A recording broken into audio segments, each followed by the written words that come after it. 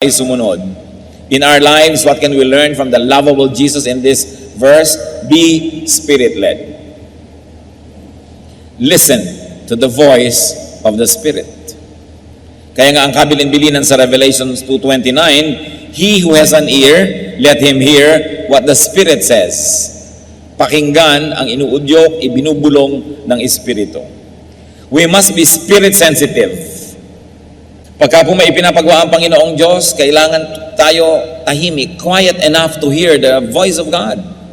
Because seldom will the Lord raise His voice and shout. Most of the leadings are given through whispers, through quiet persuasion. Kaya kailangan po mayroong enough space and time in our lives when we are quiet so we can process the promptings of the Holy Spirit. But as children of God and the children of truth, we must discern if the Spirit is of God. Dahil may evil spirit din na bumubulong-bulong at nangihikayat ng aakit. 1 John 4:1, do not believe every spirit, but test the spirits to see whether they are from God. Examine the things we do. Examine the things we like to do. And we ask ourselves, is it from God? Kung may nakasakit ng inyong damdamin at gusto nyong saktan din, itatanong nyo lang sa sarili nyo, is this leading from God? Kung gusto nating gumante, is this from God? Na-offend tayo, meron tayong gustong gawing retaliation, is this from God? Makinig lang po tayo sa Espiritu ng Diyos, tayo makaiiwas na sa napakaraming mga pagkakamali at sa napakaraming mga sakit sa buhay. How do you do that? How do we discern? How do we develop discernment? If the Spirit is from God or not, immerse yourself in God's Word. Kailangan babad tayo sa salita ng Diyos, babad tayo sa panalangin, at babad tayo sa impluensyang makadiyos. Nagkakaroon tayo ng napaka-sensitive spirit that we will discern if the Spirit is from God or not. Because it is the Word of God that will confirm or deny the source of a message. Kaya kung puro tayo emosyon, puro kanta, puro talon, puro sayaw, pagkatapos walang pag-aaral ng salita ng Diyos, nagiging emotional lang tayo, ang mangyayari, tayo maaaring paglaruan ng ating damdamin. Nagkakaroon ng maraming bukas sa pintos para sa pandaraya ng mga masasamang espiritu. Akala tuloy maging ng anak ng Diyos, ang sinusunod nila ay Diyos, yun pala hindi na. Every spiritual activity must be based on and tempered by the Word of God.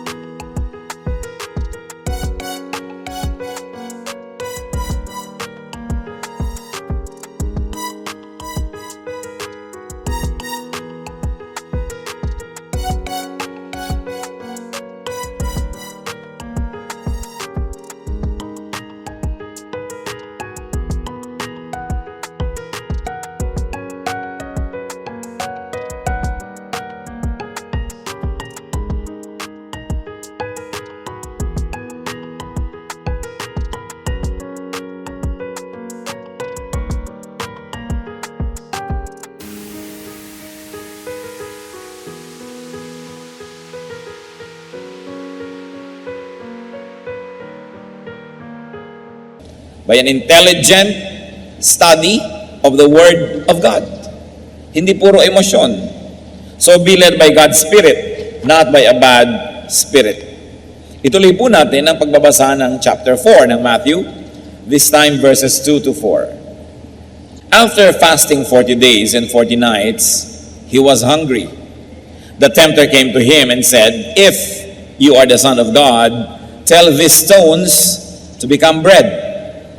Jesus answered, it is written, man does not live on bread alone, but on every word that comes from the mouth of God. So the Lord transcended his physical need and want and condition and resisted the temptation of food. Sa biglang tingin, ano ba naman ang masama na yung bato ay gawin nga niyang tinapay, gutom siya, pero what would have happened? Mahuhulog siya sa patibong ni Satanas. He would play the game by the rules of Satan at hindi siya nadaya. Para hindi po tayo madaya, we can learn from the Lord Jesus. Transcend your physical, your present, your temporary situation.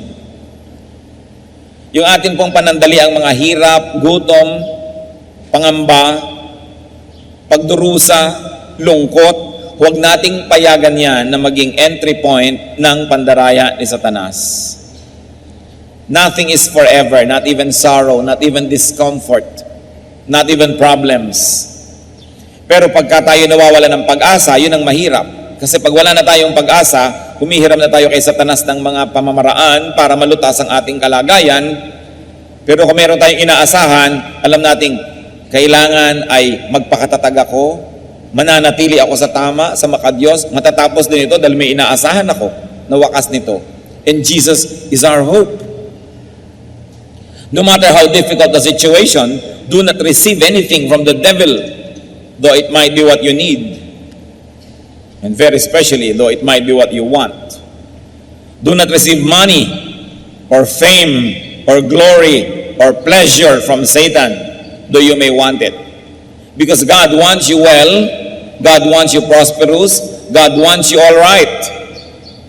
May panahon, dapat lang lampasan natin yung mga pagsubok, dapat nating lampasan yung mga panandaliang mga hirap, at sa dulo no, nandun ang mga kamay ng Panginoong nakaabang para tayo yakapin at tayo'y tanggapin. Huwag tatanggap ng anuman kay Satan. Meron tayong pangangailangan, si Satan ang nag-aalok na ibigay ito, huwag tanggapin. Sapagkat si Satanas ay hindi mabuti, hindi siya nagbibigay. Pagka meron niyang parang ibinigay, ang laki ng bawi. John 10:10, the Lord said, the thief, referring to Satan, comes only to steal and kill and destroy. Wala siyang ibinibigay na mabuti. Pero syempre, ang ibibigay niyang lason, sugar-coated. Ang ibibigay niyang kasinungalingan will come dressed as truth. So be very discerning and do not be swayed by your temporary need to the point that you will hurt your eternity. So, tinukso ni Satanas ang Panginoon, kung Diyos ka talaga, kung ikaw talaga yung akala mo at sinasabi mong ikaw, ba't di ka maghimala? Gawin mong tinapay ang mga bato. But the Lord responded to the situation, to the issue, to the offer with a verse. Sabi niya, man does not live by bread alone. Hindi siya nakipagtalo. Ang isinagot niya, salita ng Diyos, nakasulat sa Biblia, kaya hindi pwedeng makipagtalo si Satanas. Pwede lang makipagtalo si Satanas sa sarili nating karunungan, sa sarili nating pangangatwiran. But when you quote the Word of God is powerful, that Satan has no choice but to submit to it. Psalm 119:42, I will answer the one who taunts me, for I trust in your word. And the answer is God's word. What can be learned, brother and sister? Respond with a verse. When people taunt you, when people give you temptation, pag ginagalit ka ng tao, tinutokso ka ng tao, ang sagot mo, verse. Sabihin mo man sa kanya yon o sa loob-loob mo lang, ang mahalaga, verse. That's why it's important to memorize verses. We should memorize the Word of God. Tiyakin nyo lamang po na ang inyong interpretation at application ay hindi self-serving. Kasi meron naman talaga nagko-quote ng verse pero baluktot para lamang palakasin ang kanyang depensa, para lamang magmatigas sa kanyang gustong sabihin at gawin. Pero ang sabi ng Psalm 119, verse 11, I have hidden your word in my heart, that I might not sin against you. At kung sa puso nakatanim ang salita ng Diyos, paano mag-uugat doon ng kasalanan? May naunang nakatanim. Kung sa utak natin, sa ating isip, ay nandun na ang salita ng Diyos, na unahan na niya yung masama, paano pa makapaghahari ang masama doon? Meron ng nakalagay na nakabutihan doon. Kaya ang mahalaga, alamin, isaulo ang salita ng Diyos. So, no argument, the devil dropped the issue and just opened another issue. Matthew 4:5-7. Then the devil took him into the holy city and had him stand on the highest point of the temple. If you are the Son of God, he said, throw yourself down, for it is written, he will command his angels concerning you, and they will lift you up in their hands, so that you will not strike your foot against a stone. Jesus answered him, it is also written, do not put the Lord your God to the test. Ang temple po sa Israel ay nasa isang gilid ng syudad. May 4 na pader, 4 na dingding na makapal at mataas ang syudad. Doon sa isang sulok noon, sa isang gilid, nandun ang temple. At doon sa gilid na yon, napakataas ng bangin. Doon sa ibang mga side, pwede kayong lumabas ng wall at maglakad patungo sa iba't ibang direksyon. Pero itong side where the temple is, or where the temple was, ang gilid niya bangin na napakalalim na. Kaya pagka nahulog kayo mula sa templo, napakalalim na inyong kahuhulugan. So dinala pa ni Satanas si Lord doon sa ibabaw ng pinakamataas na bahagi ng templo at pinatingin doon sa bangin at sabi, kung ikaw nga anak ng Diyos, tumalon ka.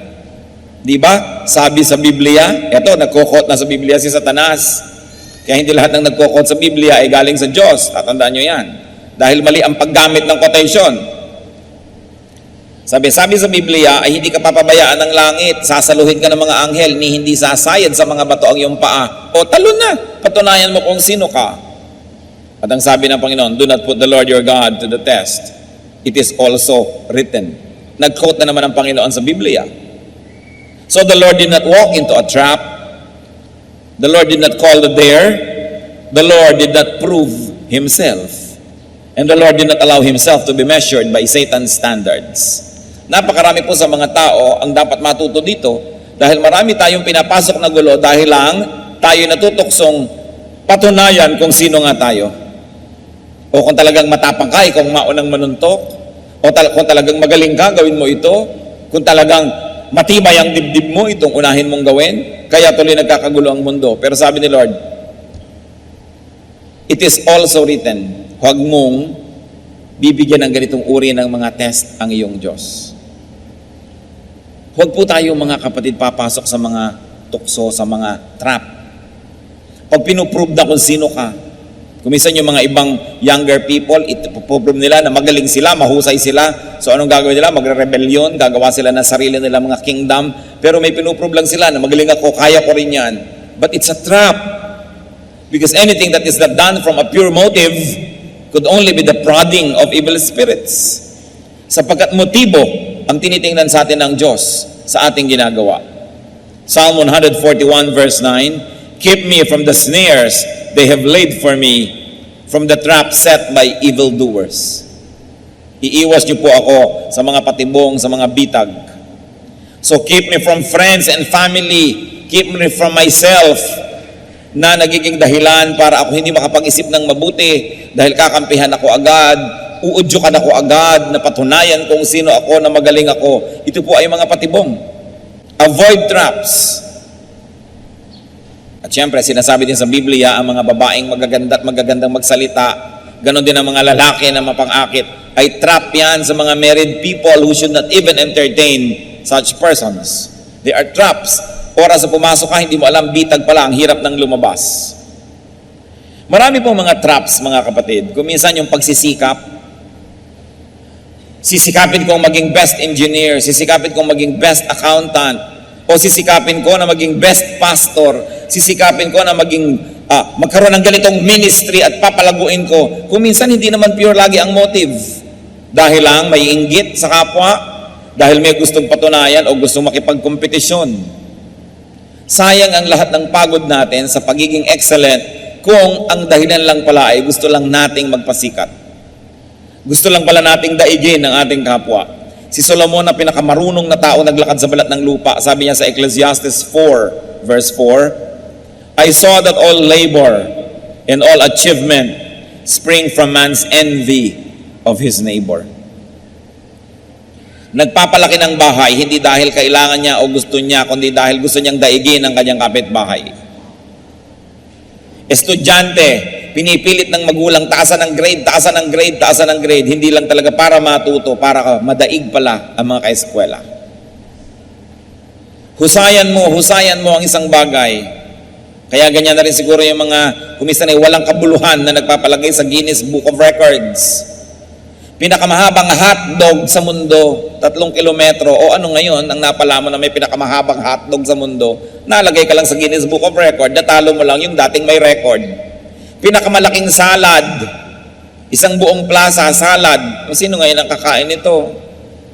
Pinakamalaking relleno, pinakamahabang pagkukulong sa loob ng kahon na maraming kasamang ahas. O ano ngayon ang napala ng sansinukob sa iyong achievement? Para lamang madaig yung previous record. So sabi, ano ngayon ang katuturan niyan? Proverbs 16:18, Pride goes before destruction, and a haughty spirit before a fall. At kung ang Panginoon naging proud, pinatunayan nga siya kung sino siya, tumalon nga siya para saluhin siya ng mga anghel, at wala namang dudang sasaluhin siya. Pero ano ngayon ang napala niya at napala nating lahat? Pinagbigyan lang niya si Satanas at nanalo lang si Satanas at naging proud na ngayon siya, nagkaroon na siya ng kasalanan, na-disqualify na siya na maging champion o savior natin. Matthew 4:8-10, ituloy ang kwento. Again, the devil took him to a very high mountain and showed him all the kingdoms of the world and their splendor. All this I'll give you, he said, if you bow down and worship me. Jesus said to him, away from me, Satan, for it is written, worship the Lord your God and serve him only. So the Lord emphasized that God himself is to be worshipped, that God is to be served and not tempted.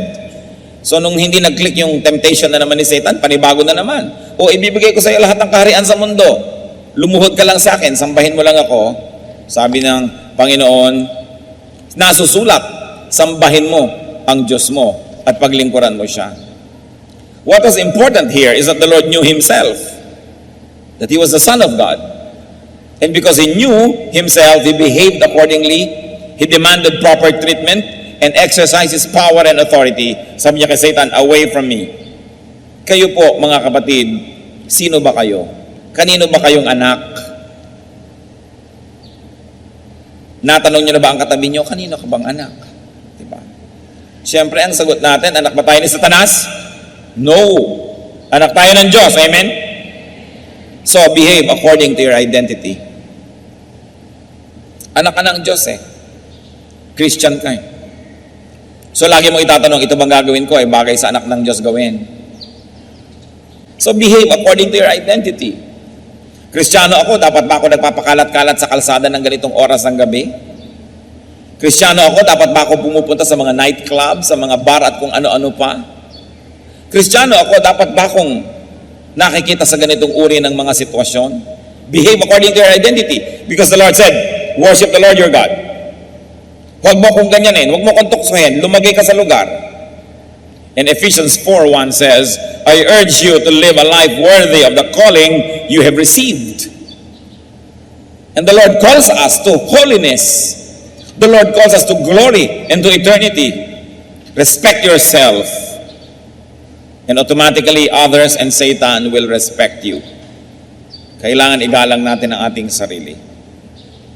So Matthew 4:11, then the devil left him and angels came and attended him.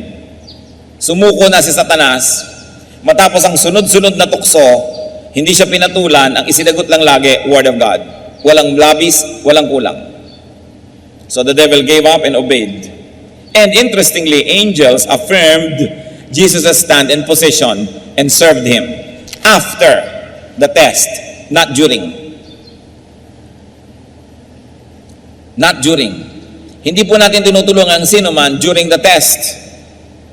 Hindi katulad ng nangyayari kung minsan sa LTC, nag-a-apply ka para sa lisensya o para sa renewal, tinuturuan ka na ng mga clerk ng sagot sa kaunting halaga at pabuya. Ano ang bunga?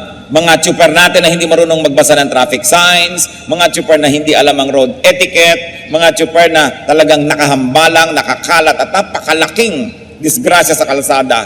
Kasi habang nagte-test, tinutulungan. Yung iba nga before the test, tinutulungan pa. Nakita niyo po yung mga anghel kung kailan sila nag-minister sa Panginoon after the test. Tayo man, kung dumadaan tayo sa pagsubok, angels will minister to us after the test. Not during. You have to pass it yourself.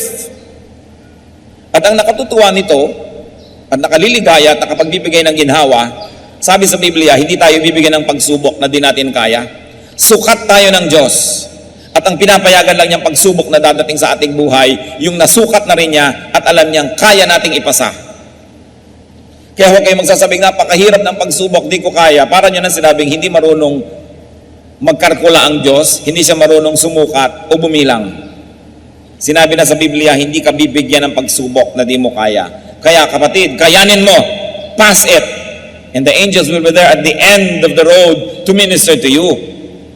Yung mga dinaanan ng Panginoon na daan, doon din niya tayo pinasusunod. Kaya yung mga nangyari sa Kanya, hindi malayong mangyari sa atin. Kaya lang, dapat nating gawin ang ginawa niya. Dapat siya ang ating modelo. The love of the Lord obeyed the leading of the Spirit. Transcended physical and temporary needs. The love of the Lord knew His identity. Behave according to that identity. And the Lord taught Satan to treat him according to that identity.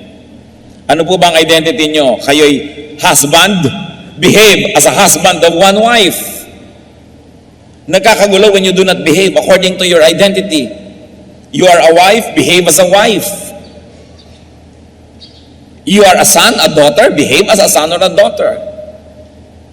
You are a brother or a sister, behave as a brother or a sister. You are a father or a mother, behave as a father. Ano bang ibig sabihin nun? Father ka, pagkatapos magkakaroon ka ng kulasisi, magkakaroon ka ng mga relasyon sa iba, nasisira ang relasyon ng asawa, na ninyong mag-asawa, nasisira ang relasyon ninyong buong pamilya, napapahamak ang iyong anak. Behave as a father. If only you know who you are and don't forget it, you behave as you are. Tulad natin, Pilipino ka, how are you expected to behave? Dapat malang tangkilikin mo ang mga product ng sarili mong lahi, ng sarili mong bayan. Dapat malang ibigin mo ang iyong bayan. Huwag mong kalatan ng mga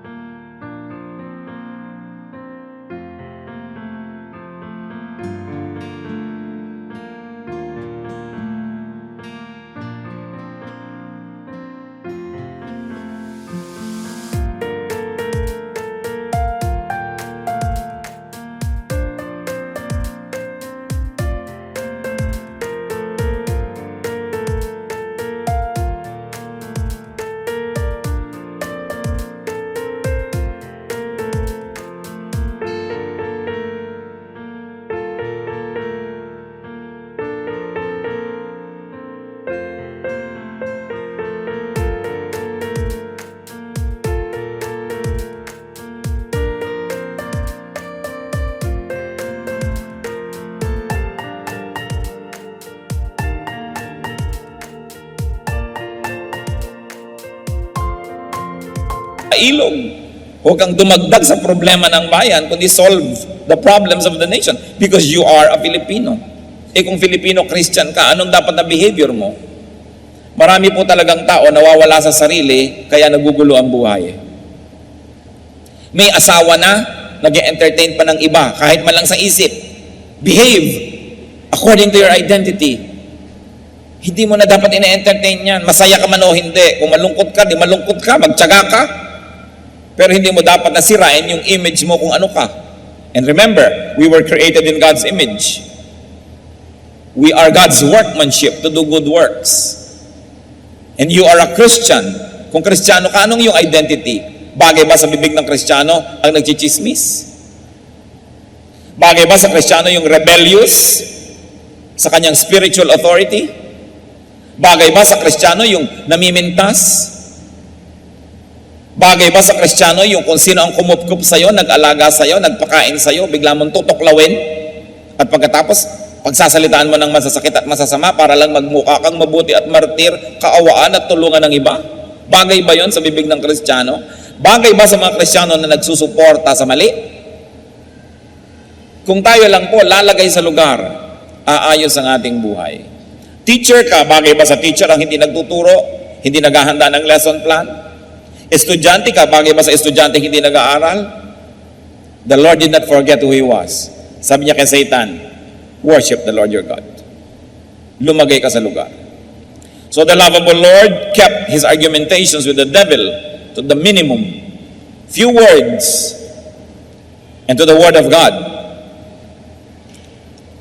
For our benefit. And thank God, He knew how to suspend pleasure and comfort, relief and satisfaction.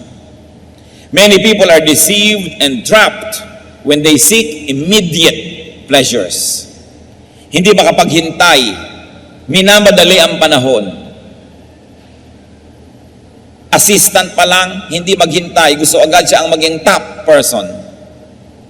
Tinetrain pa lang, hindi makapaghintay, gusto agad agawin ng kapangyarihan. Dapat ang tao marunong maghintay. And especially to deny ourselves instant gratification if in the long run it would be disastrous. Hebrews 11:24 to 25, by faith Moses chose to be mistreated along with the people of God rather than to enjoy the pleasures of sin for a short time. Isipin po ninyo, prinsipe na ang status ni Moses sa Egypt, the most powerful empire of the world. And yet, because he knew who he was, that he was a Hebrew, he belonged to the nation of God, he denounced his Egyptian identity, his royal status, and rather chose to be among the slaves who were the Hebrew people. Pinili niya na dumaan doon sa mahirap kasi yun ang tama. Nabuhay siya dahil siya ay naging totoo sa kanyang sarili. And even the Lord resisted temptation, stood his ground. The Lord suffered so as to be our champion, our Savior. Ano po ba yung mga champion na yan? Nung araw, halimbawa, may giyera, pangkat A, pangkat B, para maiwasan na lang na dumanak ang sobrang daming dugo, pipili na lang ang pangkat A ng kanyang champion. Yung pangkat B, champion. Yung dalawa ang maglalabanan. Pag natalo yung champion ng pangkat A, talo na yung buong pangkat A. Yan ang hinamon ni Goliath sa Israel. Sabi niya, ako ang kampiyon ng mga Philistines. Humanap kayo ng kampiyon nyo, kami na lang maglalabanan. Kung natalo ako, talo na yung buong army namin. Huwag na nating lipulin ang lahat. May champion ka. Nakita nyo po, pag may champion tayo, ang binibining Pilipinas, yun ang champion ng Pilipinas, ilalaban mo sa Miss Universe. Pag natalo siya, talo na yung buong Pilipinas. Pag nanalo siya, panalo na yung buong Pilipinas. Pag may basketball team tayo, sila yung ating champion. Pagka meron tayong representative, sila yung ating champion. So, si Lord, siya ang ating champion. Lumaban siya para sa atin. Hindi na tayo ang inisinuong sa giyera with Satan. Hindi na tayo ang ipinapako sa krus. Hindi na tayo ang hinagupit. Hindi na tayo ang dumaan sa kutakot-takot na hirap. Siya na. Pero kung hindi niya yun pinasa, talo tayong lahat. But because he stood his ground, no matter how difficult, na ipinapako na siya sa krus, ibinabaon ang mga malalaking bakal na pako sa kanyang laman, litid, buto. Nananalangin pa siya at hinihingi ng tawad yung gumagawa noong kalapastanganan na yun sa napuno, napikon, at gumawa ng hindi maganda, hindi na natin siya champion. Kasi ang champion na kailangan natin para mahugasan ang ating kasalanan ay yung walang kasalanan. Ang kailangan nating champion para tayo luminis ay yung may malinis na dugo. Tiniis niya ang lahat so that He will remain to be our champion. And thank Jesus because He is our victorious champion.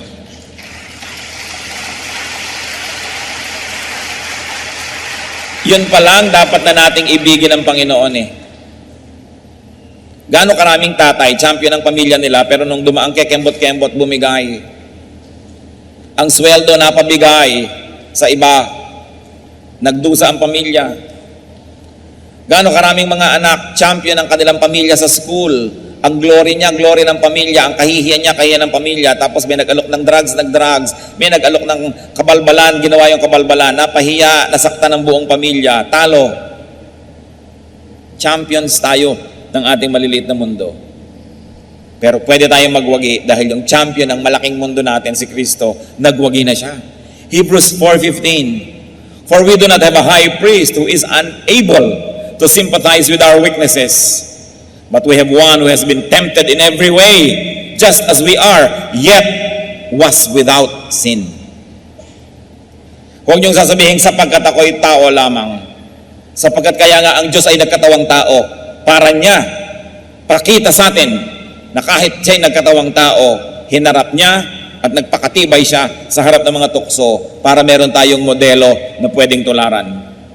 1 Corinthians 15:57. Thanks be to God, He gives us the victory through our Lord Jesus Christ. Hindi pagkatalo, hindi kahihiyan ang dinala sa atin ng Panginoong Yesus. Karangalan, tagumpay. So when tempted, remember, learn from, and be like Jesus. Siya ang alalahanin. And remember this, you are and you can be someone's champion. I remember another line from the poetry of J.D. Drilon Jr. Alam niyo po yung tula ni J.D. Drilon Jr., one word per line, walang mga tuldok, walang mga comma, walang punctuation marks. At ito inspirasyon, yung ideya nung siya po ay isang sundalo, padala ng Pilipinas sa Korea. Nung araw, tinulungan lang natin yung Korea. Ayan, nalampasan na tayo dahil sila ay makabayan. Meron silang digmaan, nagpadala ang Pilipinas sa mga hukubo, napadala doon si J.D. Drilon Jr. At nung nasa loob siya ng foxhole, nakikipagbarilan doon sa mga ibang kalaban sa kabilang foxhole, sabi niya, "We are at war because elsewhere our leaders failed to make the peace." Yon. Nandito tayo sa foxhole na to, namamatay at pumapatay, nakikidigma, nahihirapan, kasi ang mga champion natin, yung mga leaders na nag-usap, na bigo, na mag-usap ng mabuti, nagyera silang dalawang leader, tamay tayong lahat. Sa pagkakamali ng isang leader, nadadamay ang isang buong bansa. Sa pagkakamali ng isang religious leader, nadadamay ang buong kongregasyon. Sa pagkakamali ng isang ama o ina, nadadamay ang buong pamilya. Ganon din sa anak. We are at war because elsewhere our leaders failed to make the peace. But whenever we can be victorious, we can say we are victorious because our leader, our champion, Jesus, was able to make the peace, and therefore we are at peace with God through the Lord Jesus Christ. Kaya dapat natin siyang mahalin at pasalamatan. Dapat siya talagang itanghal. Kung hindi lang nga questionable yung igawa siya ng monumento, siya ang dapat igawa talaga. Dahil siya ang tunay nating bayani. Siya ang tunay na tagapagligtas. Dahil nanalo siya, pwede tayong manalo. At dahil tinanggap na niya lahat ng parusa, pwede na tayong hindi parusahan. When people are not able to do what is right, people under them are dragged into suffering. So you are and you can be someone's champion. Do not fall, if only for the sake of others. Dahil marami tayong dadalhin pag tayo'y bumagsak. Thank and love Jesus. Nauna na siya sa paggawa ng mabuti. 1 John 4:19, we love because He first loved us. Nauna na tayong minahal, pagmahalan sa Kanya. At itong dapat nating i-develop. I don't know how you will do it in a personal way, but develop a personal love affair with Jesus. Isang personal, maganda, masarap na relasyon. At salamat na lang dahil nanalo na siya. Huwag kayong malungkot. Huwag kayong magluksa. Huwag kayong matakot. Revelation 5:5, do not weep. See, the Lion of the tribe of Judah, the Root of David, has triumphed. Nagwagi na. At lahat tayo nakinabang at nakikinabang dahil sa kabutihan ni Jesus. Dahil siya ang ating champion. 2 Corinthians 5:21, God made Him who had no sin to be sin for us, so that in Him we might become the righteousness of God. Christian, love your hero. Love your champion. Love your Savior. At paano natin masusuklian ang kabutihan ng Panginoon bilang champion natin? Be a champion to someone. Fight a good fight for the sake of those who believe in you. For the sake of those who trust you. For the sake of those who rely on you. At mas marami tayong taong pinamumunuan o nasasakupan, mas malaki ang ating pananagutan. Jesus is our champion. At ang sabi sa Bible, I can do all things through Christ who gives me strength. Ano po ba ang ating mga hinaharap na mga temptation? Anong mga kahinaan? Pinanghihinaan ba kayo ng loob? Huwag niyong lilimutin kung sino si Jesus at kung sino kayo, na tayo ay anak ng Diyos. Tayo ang tagapagmana ng Diyos. We should behave